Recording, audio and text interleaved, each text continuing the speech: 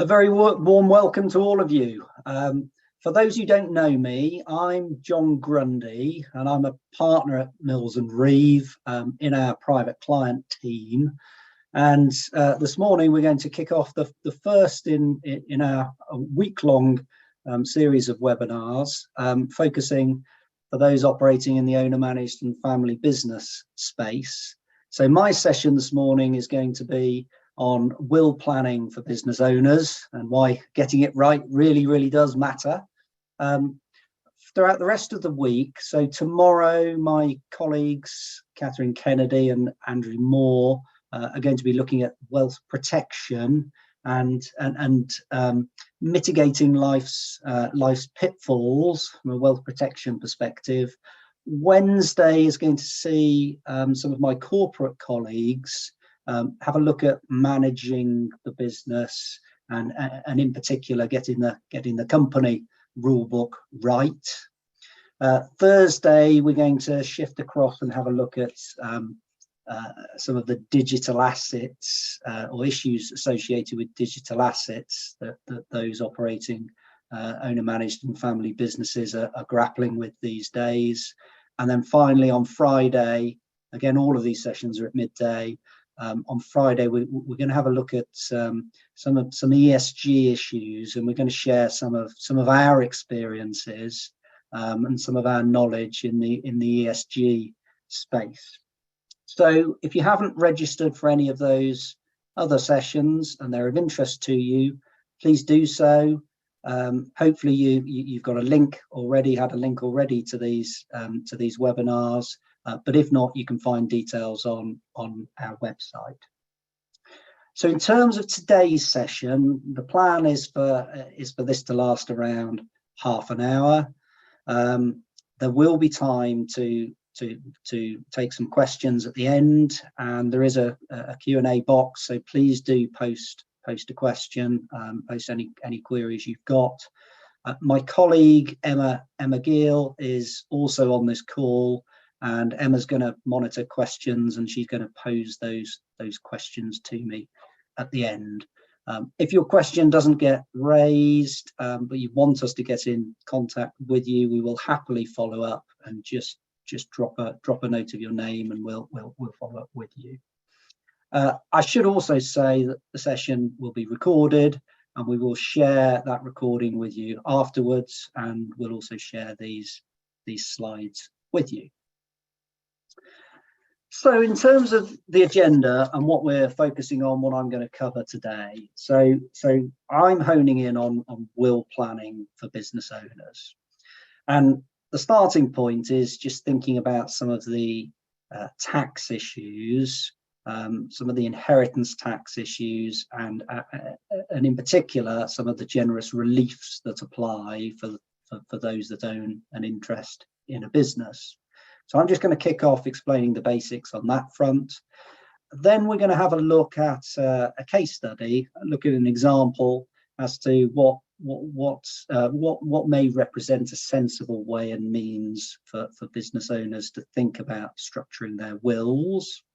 I'm going to cover some of the key, or I'm going to highlight at least some of the key corporate considerations and some of the key issues that one needs to be aware of as well. When you're thinking about your will planning, although there's going to be a bit more on that front, a little bit more detail on Wednesdays in relation to Wednesday's session, and then as I say, we'll allow a bit of time for any questions at the end. So let's begin with the basics. Inheritance tax is a pretty penal tax because you potentially lose 40% of the total value of all your assets on death, unless we've got some form of exemption, relief, or allowance is available. Now, if we look at some of the most important exemptions and reliefs, one of those is that any assets passing between a married couple, either during your lifetime or on death, can benefit from spouse exemption. So there's no immediate loss to inheritance tax on the first of a married couple to pass away if they're leaving their assets to their surviving spouse. Got no inheritance tax. But then the problem comes, the inheritance tax problem comes on that second death. So on the second death, if you're looking to leave your assets, the benefit of children, grandchildren, whoever it may be, there's this potential 40% loss to inheritance tax unless we can find a relief, an allowance, or an exemption that applies. For business owners, one of the most important reliefs, and it is a very generous relief, is what tends to be known as business relief these days. It was used to be referred to as business property relief. And that applies either as a full relief from inheritance tax, so either as 100% relief, or in some cases as a half relief, a 50% relief from inheritance tax. In the context, I'm not going to go into great detail talking about the technicalities of what qualifies and what doesn't, and look at accepted assets, excluded assets, and the likes. But the headline here is that if you've got an interest, you own shares in a trading business, what's primarily a trading rather than an investment business, and if you've owned those shares in that business for at least 2 years, then potentially we've got full relief from inheritance tax. And what we need to look to do is maximize that very generous allowance. And I'm going to talk through how that is potentially feasible by structuring your wills. I've referred to it as correctly, but sensibly. So if you think about the possibility of benefiting, or if you have got the possibility of benefiting from business relief, it would be great, wouldn't it, to grab hold of that relief both on the first of a married couple to pass away, and again a second time on that second death, to obtain the double relief, as I've referred to it there. So let's just take a look at an example and let's walk through that by way of an illustration, to try and see where the considerable benefits may lie. So here's my perhaps pretty standard, a classic example in many ways. I've got John. John is married. He's got 2 children.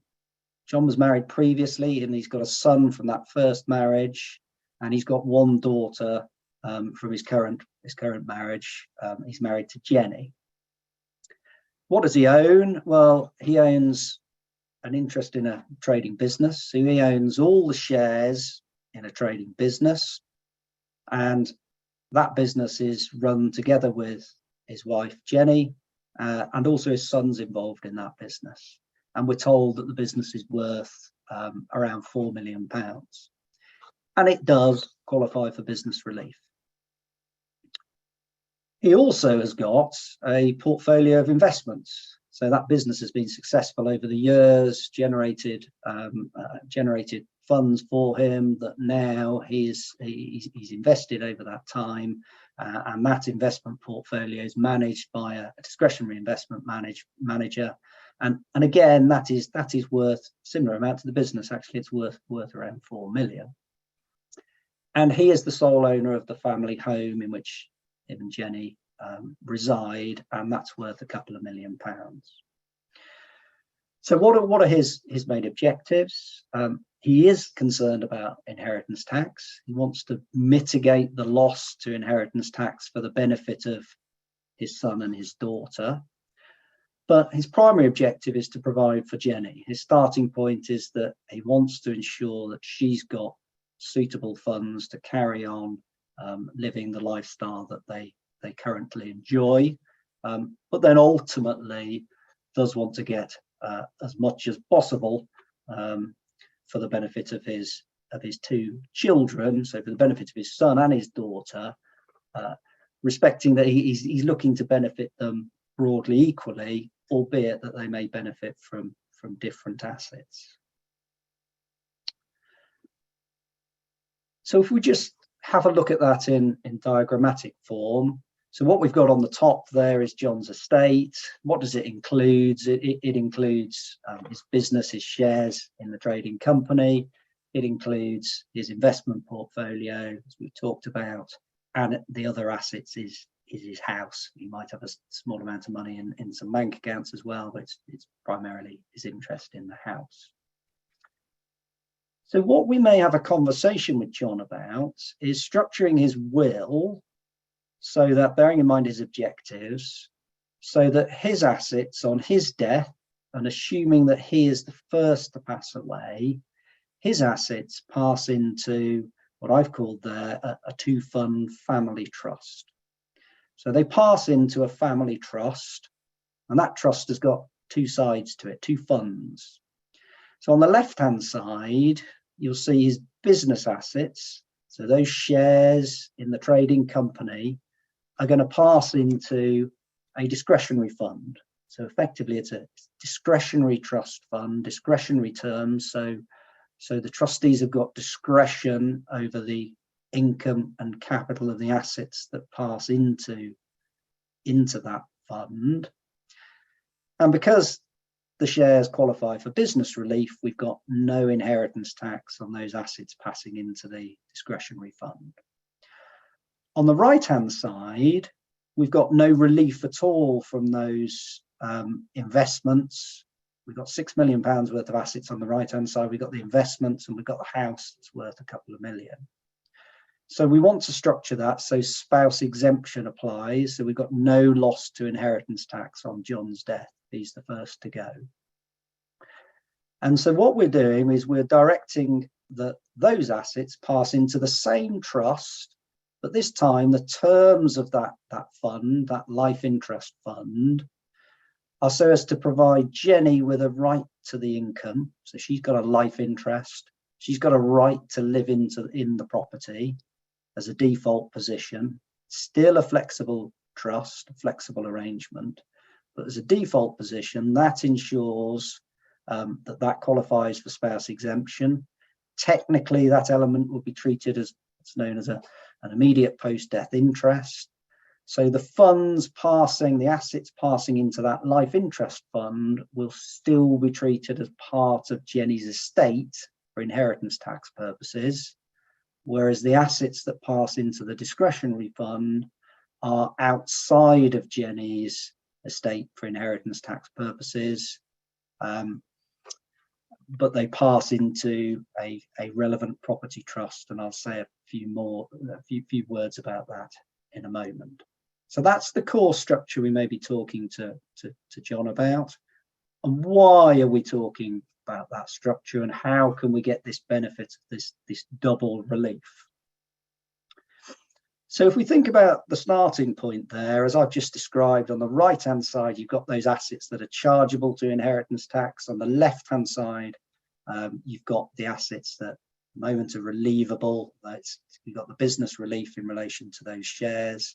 But those assets in that discretionary fund are not part of Jenny's chargeable estate for inheritance tax purposes. So what the trustees, following John's death, what the trustees of that will trust, of that family trust, might decide to do is they might decide to do this. They might decide to exchange the investments for the business assets. Now, handily, in my example, they're both worth the same amount. They're both worth £4 million. And if they exchange those assets within the same trust, and that's crucial part of the structuring is that this is happening within the same trust, but we've got two different funds. If we've now got those investments moving to the left-hand side, in the discretionary fund, recall me saying that those assets are outside of Jenny's chargeable estate for inheritance tax purposes. And on the right-hand side, we've then got the business assets, which will be within Jenny's chargeable estate, but we're hoping that that business relief will apply moving forwards. Now, the reason we do that within the one trust, the single trust scenario, and we don't use two trusts, so you might have seen arrangements whereby one passes their shares into a discretionary trust, which is separate and distinct from the rest of the assets which pass into a life interest trust for the spouse. Now, if we did that exchange of that transfer of assets, we would have to think about stamp duty implications of moving from one trust to another trust, and we'd also have to think about the capital gains implications. Because the reality of administering somebody's estate, and certainly somebody's estate when there's some complexity, is it takes a few months. We may be a year down the line before we're ready to think about transferring, changing assets. If we are a year down the line, although we may have got an uplift for capital gains tax purposes to the market value at the date of death in relation to all of John's assets, there may have been some change in value since then, and that change in value potentially would be subjected to capital gains tax charge if we're then considering swapping assets from one pot to another. So by having the single trust, the single family trust with those two funds, we can swap assets across those funds without triggering a capital gains tax and without triggering a stamp duty liability. Now, when we're thinking about exchanging shares, you might say, well, the stamp duty liability, we're only talking about 0.5%, but it's still 0.5% of a big figure, of a big number. And not only that, sometimes you don't have shares on both sides. Sometimes you're thinking about purchasing those shares in exchange for a property interest or land or property, swapping over, in which case you're into the world of thinking about stamp duty land tax rates, which are considerably more penal. So stamp duty and capital gains tax can stop some of this sensible planning taking place, despite the fact that the bigger saving may well be on the inheritance tax, on getting 2 bites of the cherry in terms of the double relief. So having this single trust family trust fund structure does help. So let's just walk through and just consider those taxes in turn. So if we think about, well, what are the implications moving forwards then? What are the tax implications on Jenny's death if we've proceeded with this planning? Well, firstly, as I've alluded to, those investments are now held on discretionary trust terms. They're held within the relevant property regime. So although there's no loss on Jenny's death in connection with £4 million worth of investments, so that saves 40% of 4 million, 1.6 million in tax, we do have to think that there may be some inheritance tax payable for keeping those funds, those investments within the trust. So if you look at what that might amount to at a 10-year anniversary, we might be talking about a £240,000 tax charge at a 10-year anniversary. Or another better way almost of thinking about it is that the tax loss may equate to circa 24,000 per annum for keeping those funds within that discretionary fund. But that is still a considerably better outcome, bearing in mind you are saving the 1.6 million. I make the point there that once you've done this exchange, that Jenny does need to live a further 2 years in order for those shares to qualify for business relief again. So she lives the further 2 years, then on her subsequent passing, we've got assets that qualify for relief. So again, we've got no £1.6 million tax charge on those assets. You put those two together, you've got a £3.2 million tax saving. I've just put a bit of an alternative in there, because if the scenario was slightly different, so if John had come and said, look, my aim here is I'm looking to get these shares out to my son who's involved in the business, we might still utilise that same structure, but there may be a plan in mind that once those shares have qualified for relief again, so after the 2 years of Jenny owning those shares, or the life interest trust in favour of Jenny owning those shares, we move them on for the benefit of the son. And if we did that, and the son continued to hold those shares, even if Jenny passed away within 7 years, they would be free of inheritance tax. If the son sold those shares, sold the business, and it turned into cash, then she would effectively Jenny will have needed to have lived the 7 years in order for them to fall out of account as far as inheritance tax is concerned. So what's the outcome in a nutshell? I've just talked through that really in relation to the diagram.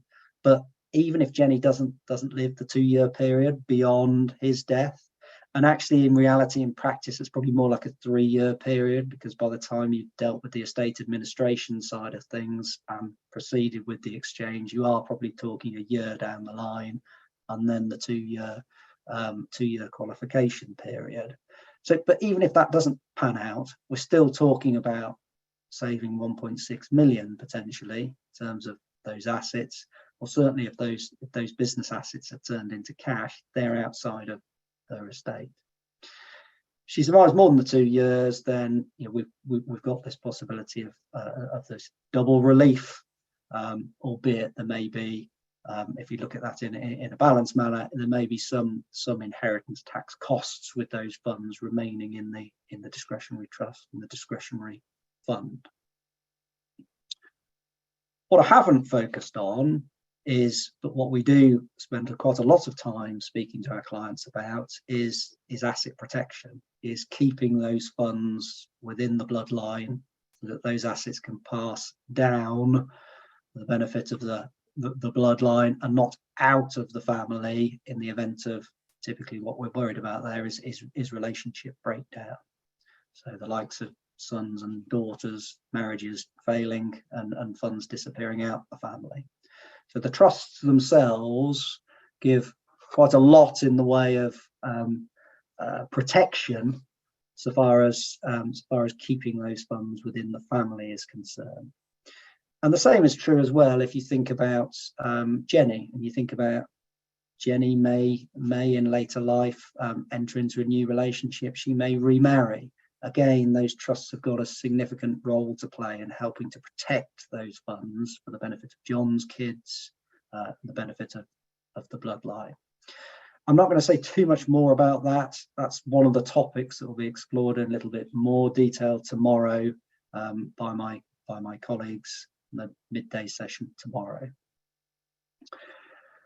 I've talked about already the fact that the single trust, the single family trust fund, single family trust, but with 2 funds, what it helps to do is it helps to enable that planning to take place without the loss of capital gains tax or stamp duty land tax.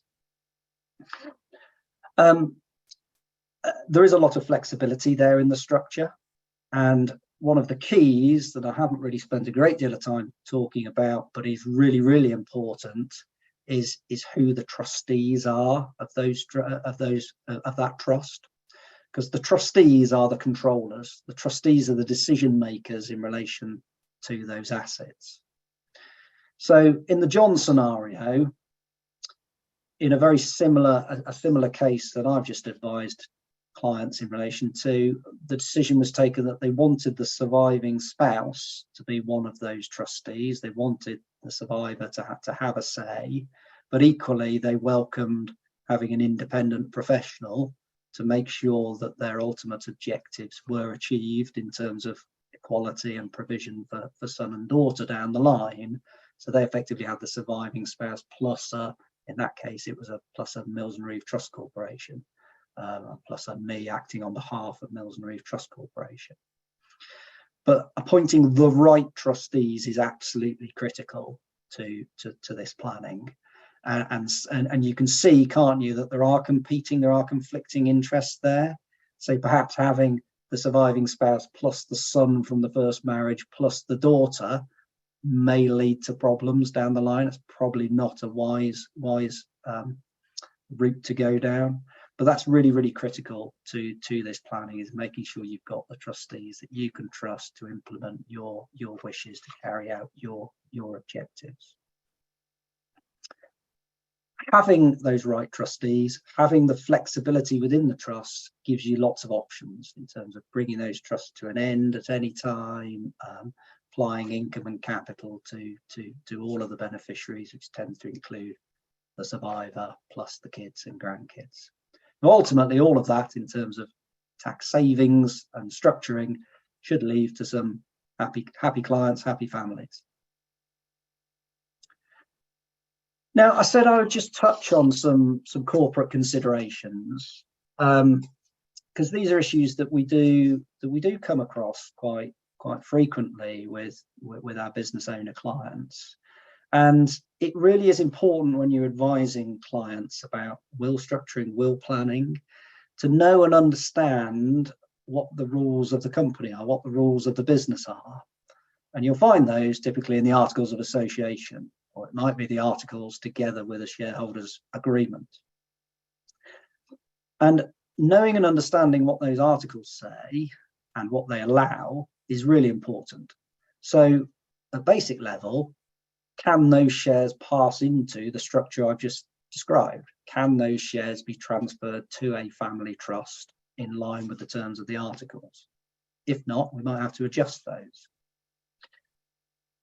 The Articles of Association as well, there are some traps for the unwary. So under the old pre-2006 Companies Act, you look at the old standard articles, which are the Table A. If you just selected the Table A articles under either the 1948 or the 84 Companies Act, then you may find some issues if you own a business and you are the sole director of that business and you are the sole shareholder of that business. Because in that case, if you pass away being the sole director and sole shareholder, there is no ability to appoint new directors. So you've got a company that is potentially rudderless. You've got nobody in charge of the day-to-day decisions whilst one is going through the process of obtaining probate. And that might be a year off. So what in scenarios like that, with the old articles, there's two choices really. One is you update those articles, or two, you look to appoint another director prior to your passing, so that you can have somebody being able to make day-to-day decisions in relation to the business. And this involves, remunerating your staff, paying your employees. That might involve entering into contracts, entering into agreements with suppliers. So it's really, really important to make sure that that business can continue to run on day one if you are no longer here.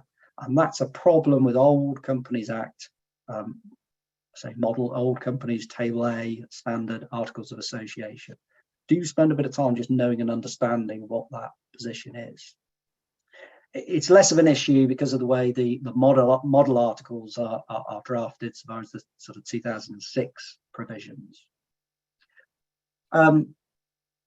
Future plans, shareholders agreements, I'm not really going to touch too much on that, but if you've got multiple shareholders, then it's often wise to have a private agreement between those shareholders. More is going to be said on that subject in Wednesday's session when we're talking about corporate governance and managing the business. The final point I'll make about some of the corporate considerations, and this does feed into the tax side, the inheritance tax side, is again, when you've got multiple shareholders, you might need a plan, and the intention is to keep the business under the ownership of those shareholders. There may need to be a plan to enable, let's say we've got three shareholders, we've got shareholder A, B, and C.